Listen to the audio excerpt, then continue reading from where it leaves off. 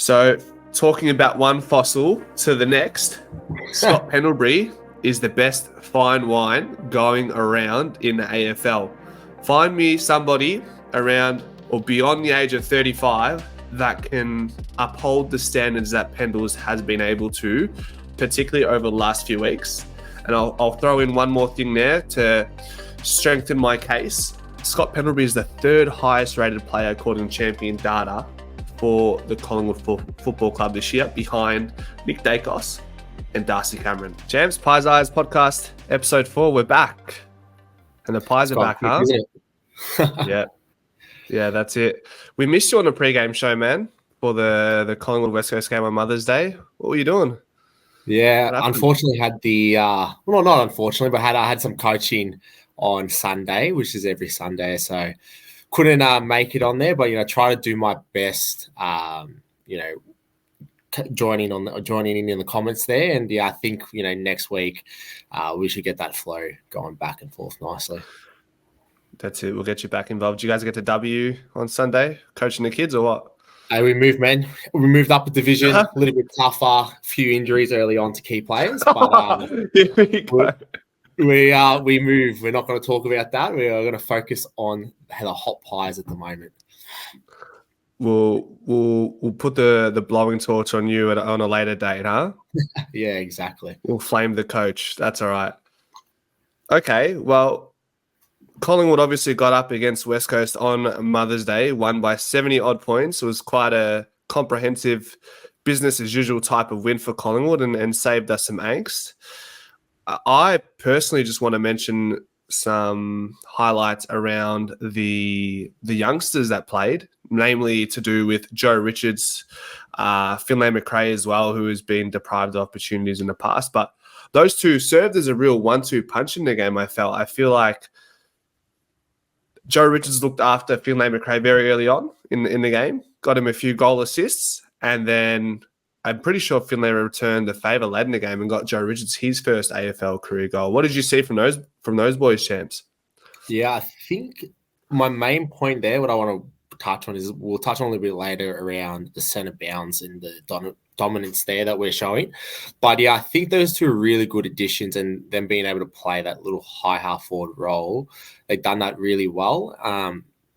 And really opened up the ground for the forwards. So, a little bit 1-2 punch there. And I think they looked really at home, especially both of them, and even Reef McInnes, if you're going to throw him in there as well. Yeah, I think Reef got 3 goals for the game. And Finlay McRae being the high half forward flanker, probably, obviously his craft being within the midfield. You think maybe his high half forward role served as another midfield around the stoppages to a certain extent? Is that what sort of you're hinting at as a guess? Yeah, look, might as well, answer what the point I was going to make later. But I think the real high half forwards there, it's a little bit of a hard role to play in footy, and if you do it well, you execute it very well. And I think Fly has really got that down pat. Those high half forwards, they set up high off the centre bounce and they come in. Then they're also losing their man. Like if we get that quick ball, so essentially we just surge the footy forward. You saw Nick Dacos, if he won a stoppage, he's getting the ball on his boot very quickly and just getting it into the forward line. Doesn't matter how pretty it looks, it's just moving the ball forward. Then those high half forwards are pushing into the contest. Then they're turning around, and then they're working back really quickly, losing their defender. And that's how we got to see them doing 1-2 handballs, getting easy shots at goal. I think that's really good game plan. And, for Finlay, who normally plays in the midfield, he can read the stoppages, and he's really, really good at working the other way and losing his defender. Yeah, good point. It can be quite an undesirable position to fulfill as a youngster, but I guess you take what you're given when you're deprived of opportunities at AFL level. So for Finn to come in and do a job at a high half forward flank, I think from looking at the stats after the game, he only attended 12% of the centre bounce attendances. So it just goes to show, even with Jordan De Goey and Tom Mitchell out, Bo McCreary as well, because that's our man who we were hoping to see play in the midfield until he got KO'd in the game against Carlton. I don't know if it sounds like there's not a lot of room for Finlay McRae in the midfield right now. Yeah, exactly right. Hopefully, our mate Ben Askren, Bo comes back soon. But yeah, I think he's still got a couple of weeks. I think next week. Ruled out already, right? Yeah, I think the protocol, I think it's around 11 he comes back. Okay. And we pointed to it before. Reef was just a lousy 3 goals to go with his quiet game for the weekend. Not bad. Yeah, I think, and I think you've talked about it before with Ash Johnson in one of the preseason things. It's about being long. And, you explain it pretty well, but for the viewers who haven't seen it, being long is when you had full extension, taking a mark and on the lead. I think he's a really good hit-up target. And he is quite tall and he's able to get his arms out and he's really marking the ball ahead of him. And it makes it really hard for the defenders to spoil that.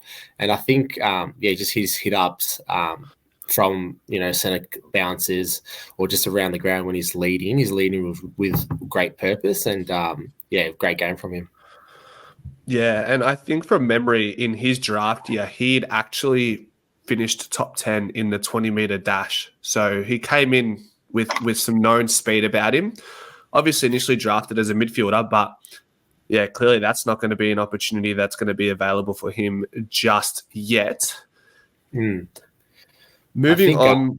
Sorry, James. Sorry, James. I was going to say Bartel as well wasn't too bad as well. I think he was, to come in as a sub and debut, he had a really lovely pass to Bobby Hill in the second quarter. Bobby Hill was just calling for the ball low and he hit that nice driven kick. And just one of his first touches of AFL, takes the ball back and then pushes back and doesn't just kick the ball straight away. I think that's just good maturity and just to be able to hold the footy up and actually hit and assess what's actually happening up the ground. Like he did have that little bit of a blunder. I think it was in the second or third quarter, but he kicked it out of bounds in the full. But, there's still signs of great maturity there. Yeah. Unfortunate for him as well to incur another concussion for the team. So he'll miss next week. But he's a big-bodied midfielder that could come in handy later in the year and just adding to the depth because of our ever-growing injury list, which we can sort of just segue into right away. But I'll just quickly give you a list rundown, champs. We've got Myercheck with a hammy, Jamie Elliott now with a foot. So I'll just hold there for a second. It was initially thought to be a back, but he's got some vascular issues with his foot. Now, without not knowing too much, it has something to do with the bone tissue there. I know that because I had surgery on my foot with a vascular necrosis, so that could be concerning. But they said it's something that's addressable, so hopefully it's not as bad as it could potentially be. Obviously, we know Tom Mitchell with the foot, Bro McCreary with the concussion, Jordan De Goey with a groin, Jeremy Howe with a groin, and Harvey Harrison with an ankle. So maybe, champs, we can approach this in a way of who can replace these players that maybe aren't in the team, or maybe who's in the team right now from the weekend that could do a job. And I'll let you have the floor with maybe a Brody Myercheck to start off with. Yeah, I think Reef obviously coming in, I think he does a good job and holds that spot as that role. I think Will Hoskin-Elliott as well, he stepped up a little bit fumbly, don't you reckon, champs? Just not taking marks cleanly on the first go. Did you notice that? I did. Yeah, so, hopefully he can just, I always say, run the grippo out, get it out there, get it clunk it first time. But, look, Collingwood's never really, done really well with key, key forwards. Well, not done well. I shouldn't say that's not a game style at the moment. So I think, letting those small forwards get to work. And if Keys can somewhat just compete and bring it down, that's where we get cooking and start getting goals. Yeah. And we could have probably added Jeremy Howe was probably the obvious replacement initially, but that turned to shit pretty quickly, didn't it? He kicked his goal, mate. He's kicked his goal. He's like, sweet, the boys are good out there. They're going to get the win. And he's like, I'll just call it a day. But it seems like he's going to be out for 2 to 3 weeks now, from what I've heard. Groin, no good. To go groin. So, Brody Myercheck, another couple of weeks. Jamie Elliott, now we know Joe Richards probably essentially came in like for like to a certain extent. I say that loosely, like for like. They're two different players, but play a similar role, but their characteristics they bring to the game is different. And I think Elliott will be out for a little bit longer. So I think Joe Richards, given his performance as well, there shouldn't be any reason why he wouldn't be playing against Adelaide next Saturday. So I'm really excited to see if Joe Richards can continue his form from the weekend. That's probably the biggest question mark for small forwards. Obviously, the first thing that they need to do on any given game day is to defend first as a forward.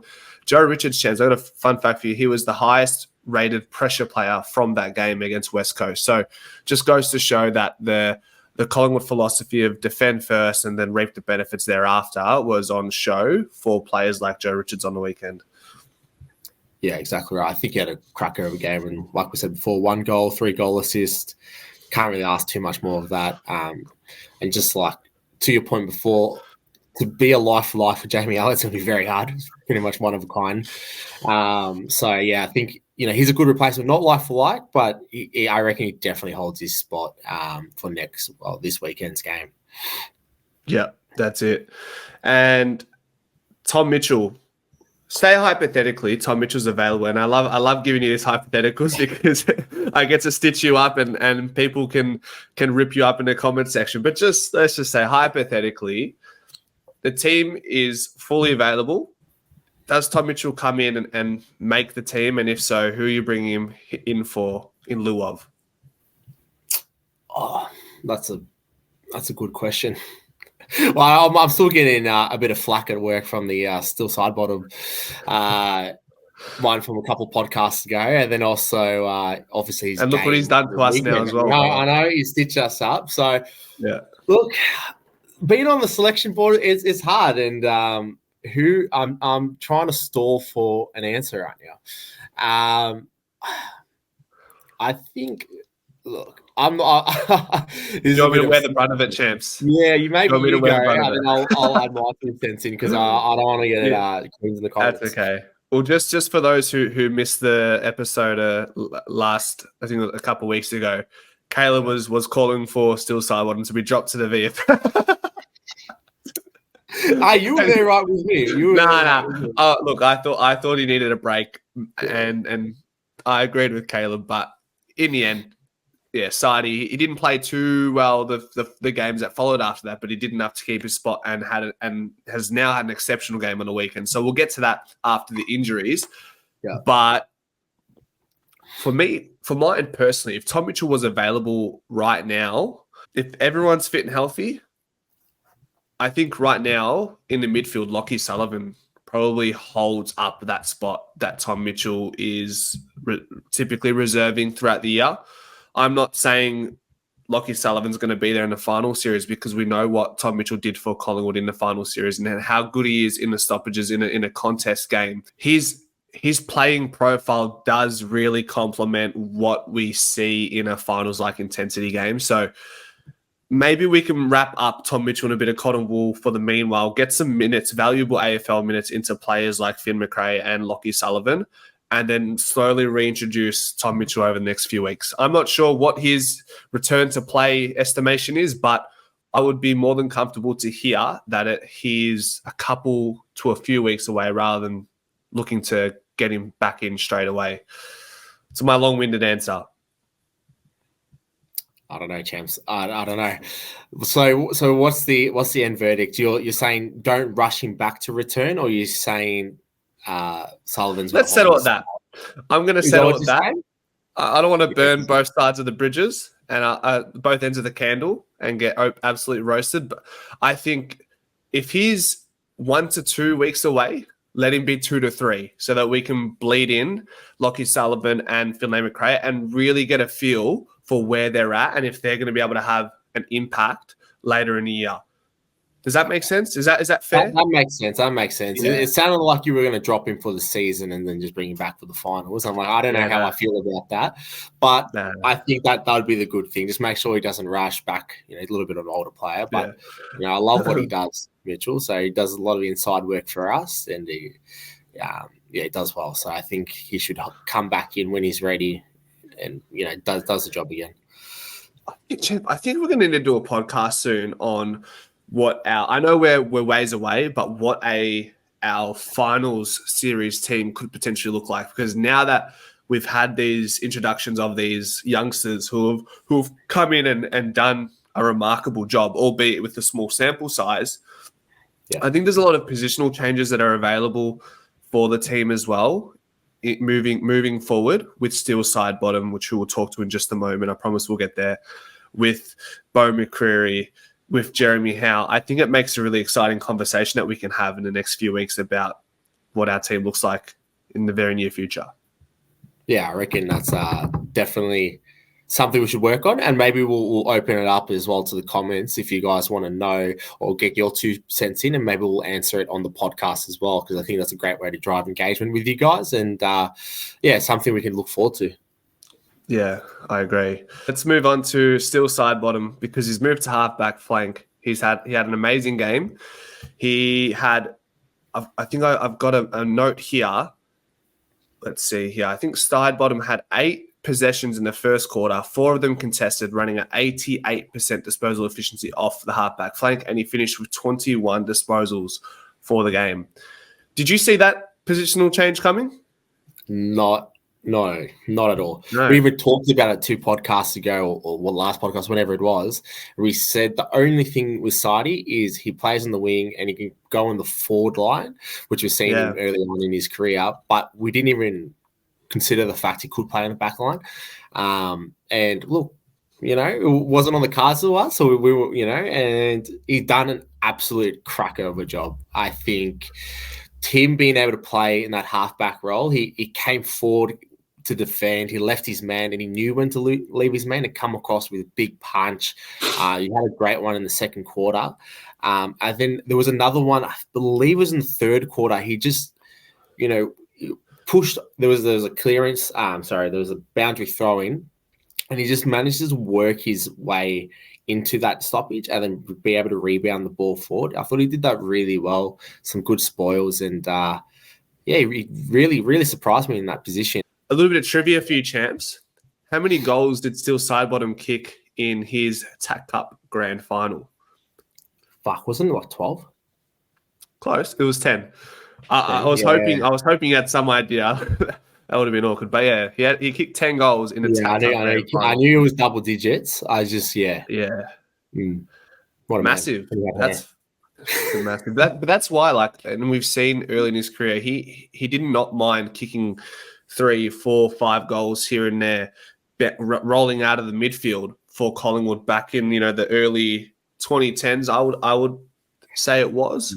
So that's why we'd suggested it was either forward line. We even noticed in the Essendon game he had attended some centre bounces, but it was far out of our imagination to think that Steele was going to be off the halfback flank. And like you said, small sample size, but hopefully for Sidebottom's sake, it is going to be a mainstay for him in moving forward. So talking about one fossil to the next, Scott Pendlebury is the best fine wine going around in the AFL. Find me somebody around or beyond the age of 35 that can uphold the standards that Pendles has been able to, particularly over the last few weeks. And I'll throw in one more thing there to strengthen my case. Scott Pendlebury is the 3rd highest rated player according to Champion data for the Collingwood Football Club this year, behind Nick Dacos and Darcy Cameron. Mate, top shelf red wine.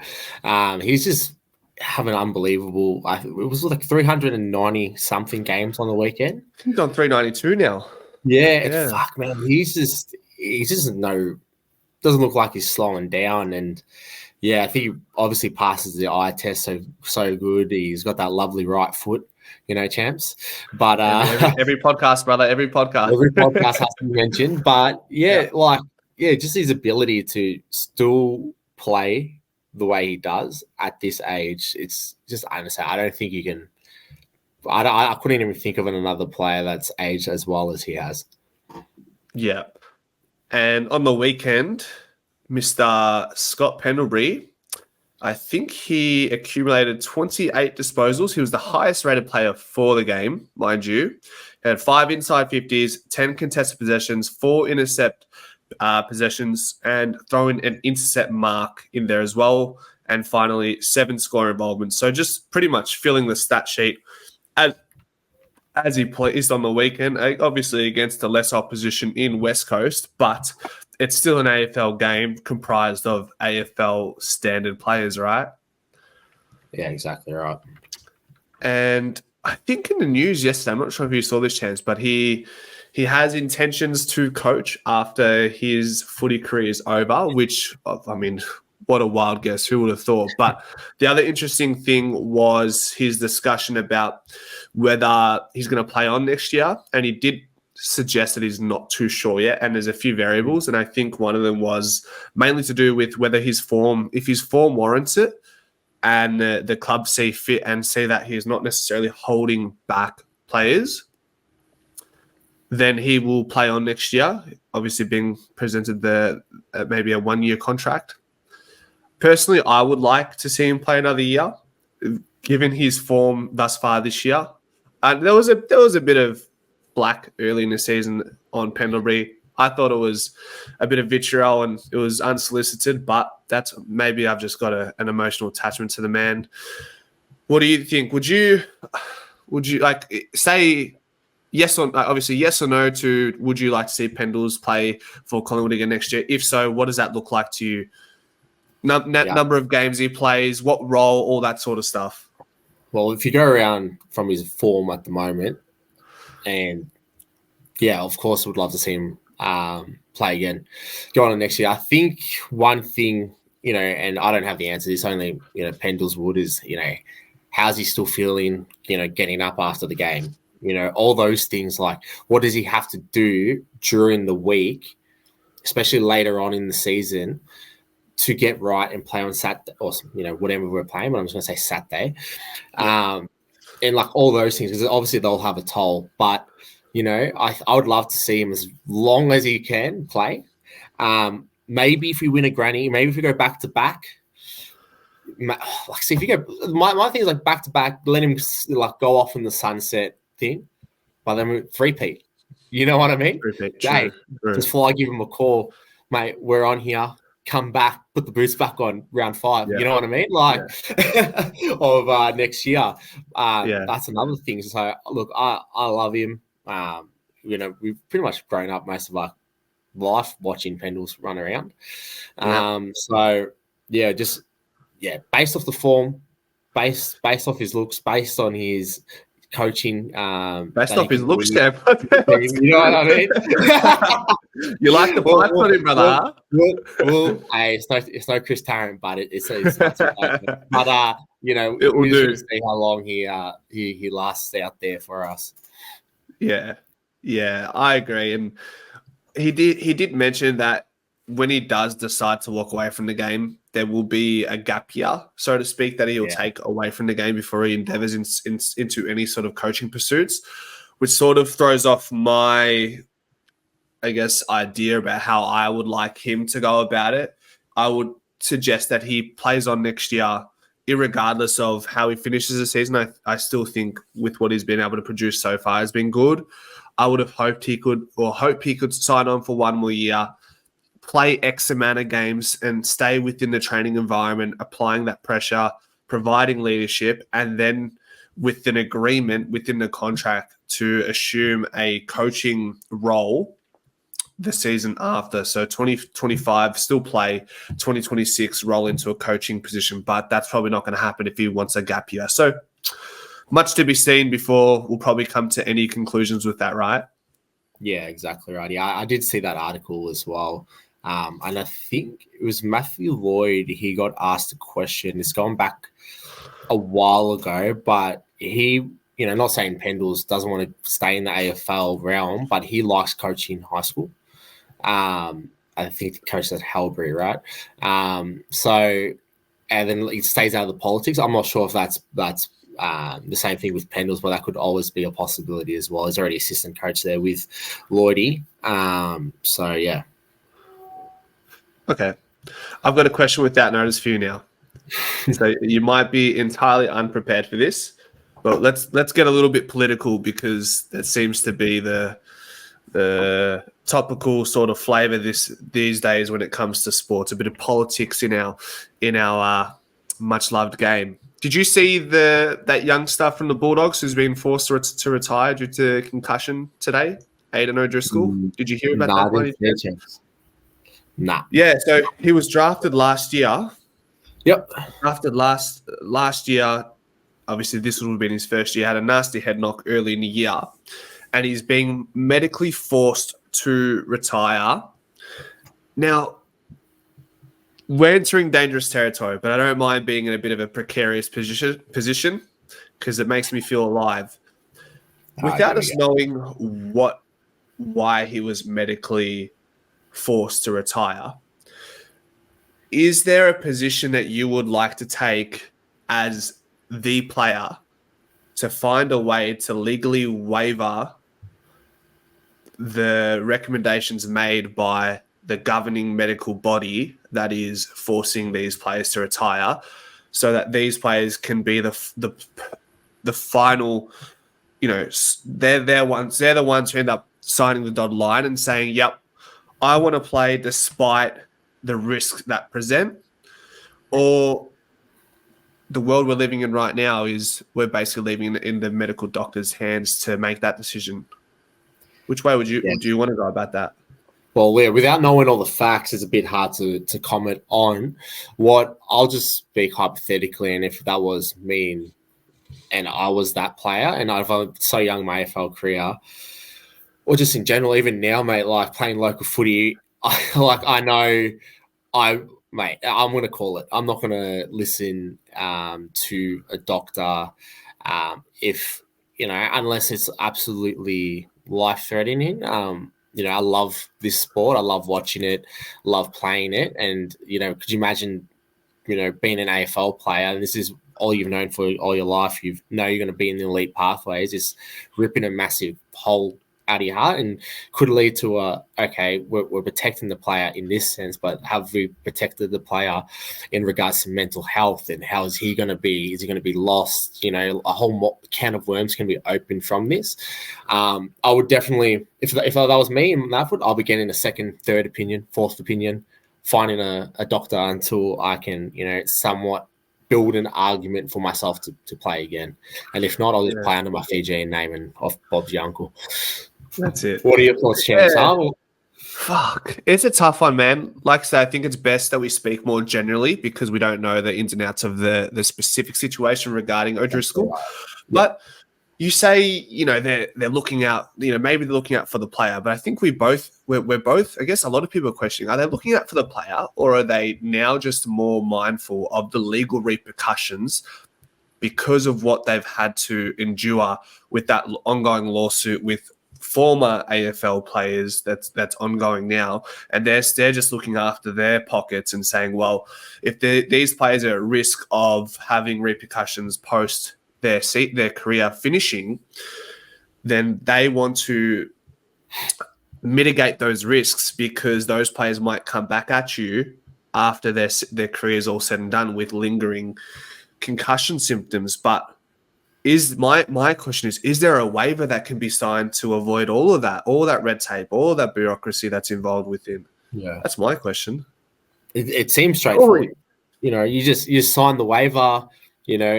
I, Caleb, declare that if I sign this, despite the efforts of the AFL, blah blah blah, doctors, we as the AFL takes no responsibility for this. Done, signed it. That's it. Yeah. Some people might not want to live long. I know it sounds crazy, but some people, no. Here's the thing, right? Your best years are your younger years, right? And some people will live for those ages. And for someone to take that away from you when footy is supposed to be that, I think I feel like it's something that shouldn't be taken out of your hands. I guess another question is, what about all these boxers and all these UFC fighters who incur or endure repetitive head trauma on a day-to-day basis? Why are they not being, they get knocked out from time to time, they would experience concussion symptoms on a month-to-month basis. Why aren't these guys being forced to medically retire? Yeah, that's a great point, James. I'm not too sure. Not too sure there, but yeah. Look, you can see we're just footy nuffies to a certain extent and just lovers of the game. So we don't really, admittedly, we don't fully comprehend the legal side to things, but just thinking from a logistical perspective, this is the approach we're sort of taking here. So we don't know everything, and we'll be the first to admit that when it comes to these things, but it's just some food for some thought at the end of the day, isn't it? Yeah, exactly right. Moving on from that political topic, we will not always delve into those areas, but like I said, when there's questions to be asked, I'm more than happy to sort of pose it and see what everyone in the comment section thinks as well, because you guys are important. We want to understand what you guys think about these situations that aren't really, they're foreign, and in a sense, they're new to our game. So we're all learning about it together. Yeah. Now, also, James, sorry to cut you off, but I like how you ask all these hot topics with the questions without notice. Just fully putting me out on the spot. I've noticed what you're doing. Next podcast, I am going to line you up and I'm going to ask a hot topic and throw it right back. Stay ready, James. I'm ready, brother. I'm always ready. I thought you would have gotten a memo maybe after the last podcast, but it's all right. It's taken a few podcasts for you to figure out that I'm just lining you up from a long way away, but I'm sure I'll get mine in due time, and maybe the next episode it'll be your turn, brother. Exactly right. But moving on. Collingwood's dominance in the stoppages right now, champs. Where just another fun fact for you. Top 4 for scores from stoppages this season, and last season we were roughly middle of the pack. We were more of a defensive half transition team. That was probably our one wood, and then turnovers were around the mark. But this is something that we probably haven't been too accustomed to. Why do you think this is the case? Is there a certain player that you'd like to highlight regarding the surge in our scores from stoppage, stoppages around the ground and at the centre bounce as well? Yeah, I just think, like, obviously going into the last weekend's game, I was really trying to watch the stoppages, and it's just each player in the midfield, they're obviously having a discussion beforehand, as they go up to the bounce after the goal's kicked. That's what most midfield groups would do. But everyone knows their role and everyone's executing that role really well. They're not getting sucked in. One's going at the ball and spreading. And, the high half forwards, which we talked about before, are coming in, joining the stoppage. Well, not necessarily stop, but they're sucking their men out of the forward line. And then it's opening up a lot of space for the forwards, for the deeper forwards. And that was really, really evident on the weekend. And that's how we got some goals from that. But then also just being able to turn it around, like we were talking about before with Richards and Finlay as well, being able to turn the opponent back. But yeah, Nick Dacos as well. The good thing about us in centre clearance is we're just trying to get the ball forward. There's instances where Nick Dacos swoops up the ball and just kicks it forward, right? There was a perfect instance. He kicked the ball forward, went into a West Coast player, perfectly popped up back into his hand, and he delivered the ball into the 50, right? No, he kicked the goal. He kicked the goal from there. It was kicked the goal. Yeah, that was what was going on there. Where have his last 3 goals come from, champs? Coming around from the stoppages, right? So obviously he's taken that to a next level. But yeah, just being able to him do that role now and doing it more consistently. I think earlier on in the year, we were kind of talking, not sure if we addressed the part, but does he fly back onto the halfback more often? But I think, the last few games have been really done really well in the stoppages. And just guys knowing their role, knowing who's going, where to stay, higher forwards playing their role. I think that's, to pinpoint one person, you'd probably go Dacos because, obviously all the stuff he does is, pretty much anything he touches turns to gold. But it doesn't take one person, right? You put Nick Dacos in another team, he would do very well, but will we see the same results? I'm not too sure. So it takes the whole team to obviously reap the benefits of how well our stoppages have worked this season. Yeah. And just for reference, Nick Dacos attended 88% of the centre bounces on the weekend, which suggests that, yeah, he's definitely featuring a lot more in the midfield. And maybe 4 to 5 weeks ago, we were begging for him to go back into the half back line. But then Johnny Noble comes in and he's doing well with the ball and he's improving defensively. Still Sidebottom all of a sudden almost has a spot at home in the halfback flank. I'm just looking at the Essendon game. He was at 57% centre bounce attendances. And I just want to go back maybe one more round. And I think it was the Brisbane Collingwood game where we really saw Nick Dacos feature across the halfback flank from memory. Would I be right in potentially thinking that? No, I think you're right there, James. Collingwood, centre bounce attendances. So just give me 1 second, guys. Yeah, 26%. So there's been another significant role shift. But being the great player that Nick Dacos is, you could probably put him anywhere. You could probably clear out the 50 and put him at the goal square. And he's that quick. He'll beat any fullback on the mark, and he could probably kick a handful of goals himself. Put him in the back line. He does what he's done in the past. But I think right now, without a doubt, his best position is in the midfield, especially with that developing knack to score from the stoppage contest. And we saw it against West Coast out of the centre bounce. We saw it against Carlton. The 2 goals he scored were from stoppages. He beat Walsh in that last contest to kick that winning goal. Keep him there and build the team around that from today onwards. I also want to touch on as well. Collingwood is such a high pressure team, right? I think we saw the stats in the first quarter. They flashed it up on Fox Footy, and it was off the charts, right? It was so high, the pressure gauge. You got to think about it. Doesn't just come together on game day, right? These guys are training at that pressure, and then they're able to deal with that. And you can see it in centre clearance. You can see just the way we attack.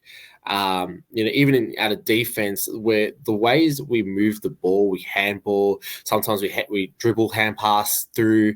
Like that's really like high pressure stuff. And if you don't implement that at training, you're not just going to magically do it on game day. And I think that's a testament of why, as well. That's kind of becoming our one wood as well. All that pressure stuff is actually translating into good stoppages and just around the ground being a lot cleaner. Yeah. And you could excuse players like Nick Dacos to slack a bit in that pressure realm. But you look at his stats, he's always up there for pressure acts. He was top 5 in the game against West Coast for pressure acts. He had 7 tackles applied for the game. So when your best player, by far and away, if we're being honest, champs, like Nick Dacos is by far and away Collingwood's most important player. I don't care what anybody thinks about Darcy Moore, Jordan Ngoe, Brody Myercheck. I think he is the most important player, whether it comes down to the role he plays or the ability he brings. I think he has everything, and the fact that he can add, or he uses pressure, like every other Collingwood player uses pressure as their foundation to launch them into every game, just goes to show like the identity that Collingwood look to thrive on and embody and present to the rest of the AFL, right? Yeah, exactly right. Yeah. Okay, so with all of that being considered, we've gone through a bit today regarding the injury list, positional changes, players who are thriving. I guess ultimately, what is it that's changed in Collingwood's game from the start of the season? I know we mentioned stoppages and everything else, but is there something else you'd like to point towards regarding our resurgence in the league this year? Yeah, I think it was, correct me if I'm wrong, it was a Hawthorn game, right? We got stuck going down that one side of the wing. It was evident the last 2 games, and, since we've been winning more consistently, we're starting to look more inwards and opening up the ground, which was one of our points earlier on, but it was really evident against Carlton and even more so evident on the weekend against West Coast is, at Baxter now looking to switch the ball, whereas, when we weren't playing as well, the first couple of games looking to go long down the line each time. And I think Also, our spacing in the forward line has got a lot better. Sometimes the ball's on one side of the flank, just being able to hit the ball out to that fat side and get a one-on-one, or just kicking the ball out where the defenders aren't set up from the opposition has really been key for us to scoring. It's making us a little bit more unpredictable in that sense. And also just like, I've got some notes here, but just little pressure acts as well. Like, 30 seconds to go, Maynard comes forward and defends and makes, I think it was a big tackle there. And then like Darcy Moore as well, fourth quarter, we're up by a considerable amount, comes forward, leaves his man, sprints down the wing, makes a huge spoil in the last quarter. Those things, not saying that we weren't doing it early on, but it's just ramping up all that pressure stuff, and being able to open up the ground is really contributing to all the good things that are happening at the moment. Yeah. And it's relentless when you're doing those things in the fourth quarter when the game is iced. It just shows what we're trying to establish as a team, and showing the youngsters that you can be up by 60 points, but you've got to finish the game and you've got to have those pressure acts. And I think Braden Maynard is a perfect example. He's symbolic of what pressure should look like on an AFL field. I think early on in the season, we really did struggle with our pressure. We highlighted many moments where players were walking around, not laying tackles, not sticking the tackles. Those were probably the most concerning things, because they were the cornerstones, the pillars of our game, to build our pressure from the ground up, and then everything else comes after that. I've mentioned that early in the podcast. Against Sydney and St Kilda, GWS, we just didn't look the part. And I guess some other intangibles are probably the fact that the fixture wasn't good early on. We had a lesser preseason because we won the flag. And when you come in as the reigning premiers, the boys, Collingwood are not going to admit this until it's all said and done. But there'll come a time where they're asked the question, hey, Nick, or hey, Scott, or hey, Isaac, or hey, Darcy, those first 4 or 5 games in 2024, were you guys just a little bit complacent because of the psychology of winning a flag in 2023? Right now, they're going to say, fuck no. But if you ask them after the season, when maybe we do go back-to-back or in a few years' time, they're going to say, no shit, Sherlock. Like, we had a shortened preseason. We just won a flag. We're smelling the roses. We're enjoying what we've just, achieved together. Of course, it's going to take us a month or two to get the ball rolling. And hopefully we're lucky enough to get out of that scot-free, which we're looking like we're doing that now. We're unbeaten in 6. And we have a more, I guess, enticing fixture. We've got Adelaide at the G. We've got Fremantle at Perth, which is not going to be easy. And then we've got the Dogs at Marvel. But it's, we win those games and all of a sudden we're looking at top 4 again. So it's not all doom and gloom, and it might all just work out in the end, despite what happened in those first few weeks for Collingwood. Yeah. Hangover will come down, Chance. What is it? Which one? It's real. Maybe both. Maybe both. If you've seen that, did you see that interview with Nick Dacos and Josh Dacos, like the night after they won the flag, and Josh Dacos comes in and Nick's like, mate, we're shooting a shot right now. And he's like, oh, and he just looks like he was completely out. He was saying like someone wants to get photos. Like, yeah, but they want to get photos with us. And Nick's like, mate, like, I'm on camera. It's funny. It's funny if you've seen it. Maybe I'll try and find a few champs. He was on. You can overlay it for the viewers. Clip it. Yeah, actually, that's a good point. Yeah. I think we've covered a lot. We've covered a lot. We're 48 minutes in. Did you have anything else you want to cap off, champs? I think we summed up all the points that we really wanted to hit today. I got one. Nick Dacos, watch out. Adelaide. Nick Dacos loved playing against West Coast. He also loves playing against Adelaide. He's 4-0 against them. And in the 4 games he's played, he averages 32 disposals. He kicks a goal a game against them. And he's had 6 Brownlow votes out of the 4 games. So, if you're a super coach lover, captain him. If you like a little same game multi, back him in for whatever you want. And if you love Nick Dacos, then he's going to have a good game. That's my prediction. He's going to have a good game. So I'm putting the house on him, champs. When I come in, 40 plus, 1 goal, my life savings. I'm saying, hey, babe, Gamble don't worry, responsibly, your man. savings. It's gonna hit. Guaranteed, it's a lock. You're saying you're signing that up? If it hits, yes. If it doesn't hit, just remember I said gamble responsibly. Okay. And on that note, well, guys, we'll wrap up the Pies Eyes podcast episode. Hey, let's go, champ. With the light falling down, that is going to be stapled on, anchored into the desk for the next episode. Yes. Cheers, guys. Cheers, guys.